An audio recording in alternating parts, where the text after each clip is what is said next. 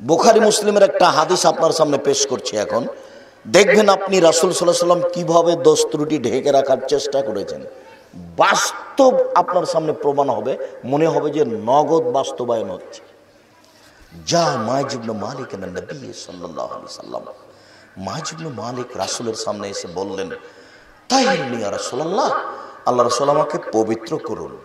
তখন আল্লাহ রাসূল বলেন, ইরজি, বাড়ি ফিরে যাও, আস্তাগফিরুল্লাহ, আল্লাহর নিকটে ক্ষমা চাও, অতুব ইলাইহি, তুমি তওবা করো, তোমার পাপ ক্ষমা হয়ে যাবে। লোকটি চলে গেল।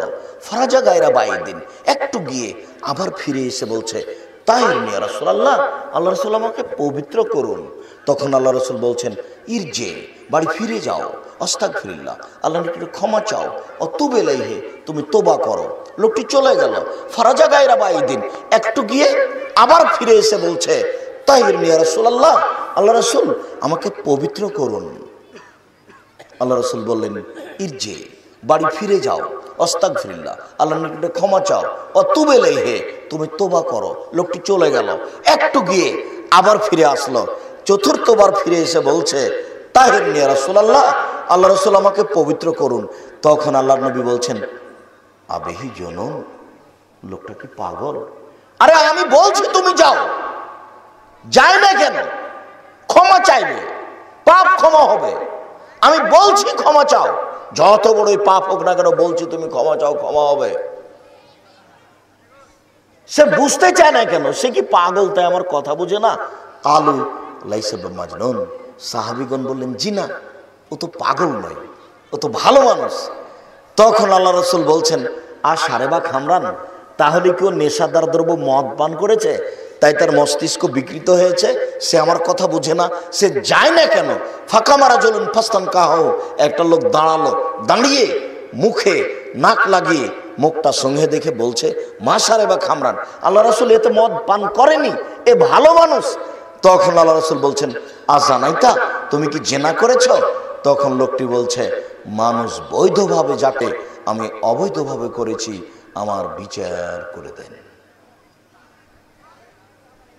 আমি আপনাকে জরুরি ভাবে বলছি, এই ছেলেরা, এই ছেলেগুলো হাঁটছে কি এরা দেখাশোনা করে নাকি?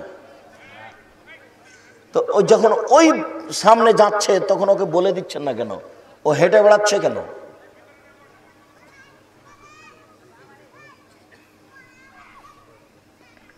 আমার দিকে চেয়ে থাকবেন। আল্লাহ রাসূল প্রথমবারে বলতে পারতেন, কেন পবিত্র করব, ঘটনা কি, এই কথা বলতে পারতেন, বলেননি। দ্বিতীয়বার বলতে পারতেন, আচ্ছা তোমাকে তো আমি চলে যেতে বলছি, তুমি চলে না গিয়ে আবার এসে আমাকে এই কথা বলছো কেন, ঘটনা কি, এই কথা তিনি বললেন না। তৃতীয়বারে তিনি বলতে পারতেন, তোমাকে তো আমি চলে যেতে বললাম, তুমি যাও না কেন, এসেছো আবার, বলো তো ঘটনা কি, এই কথা তিনি বললেন না। চতুর্থবার যখন এসেছে তখন একটু রাগ করে বলছে, আমি তাকে চলে যেতে বলছি, সে যায় না কেন, তাহলে কি সে পাগল? এখনো বলছেন না যে তোমাকে কেন পবিত্র করব। সাহাবীগণ বলছেন যে জিনা ও পাগল নয়, ভালো মানুষ।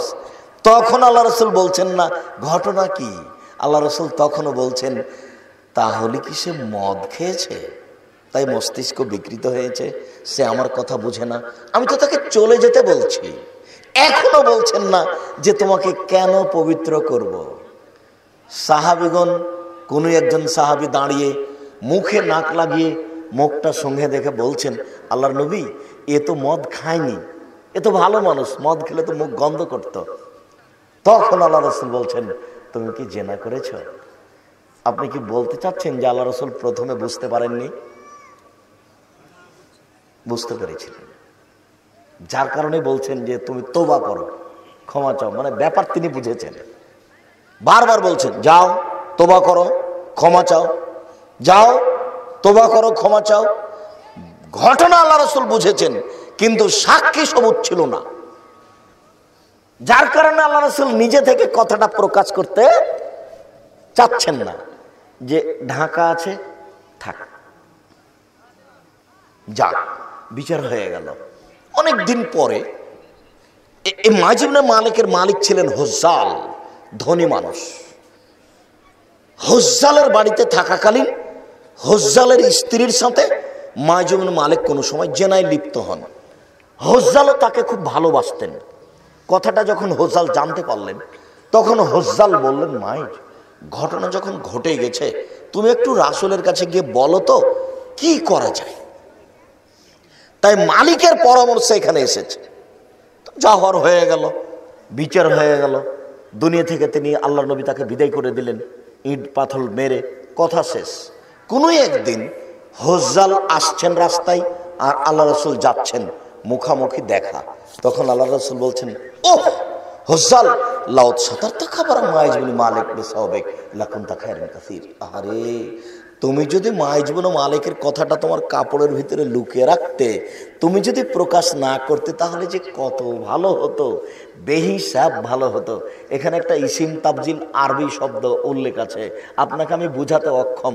অনেক অনেক অনেক অনেক অনেক বেশি ভালো হতো। তুমি যে কেন তাকে আমার কাছে পাঠালে, তুমি যদি কথাটা গোপন রেখে দিতে, তাহলে যে কত ভালো হতো, অনেক অনেক অনেক বেশি ভালো হতো। বুখারী মুসলিম। দেখি আপনি কি বুঝলেন আর আমি কি বুঝালাম আর আপনি কি বুঝলেন এখন পর্যন্ত।